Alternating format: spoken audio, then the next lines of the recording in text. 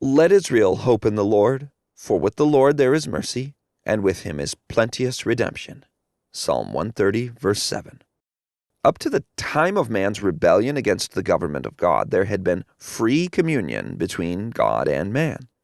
But the sin of Adam and Eve separated earth from heaven, so that man could not have communion with his Maker. Yet the world was not left in solitary hopelessness.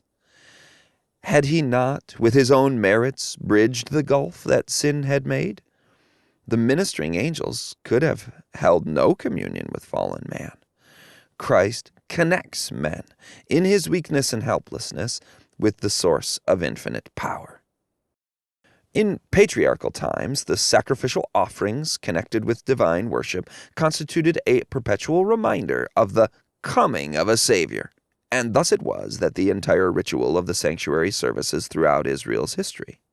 In the ministration of the tabernacle and of the temple that afterward took its place, the people were taught each day, by means of types and shadows, the great truths relative to the advent of Christ as Redeemer, Priest, and King.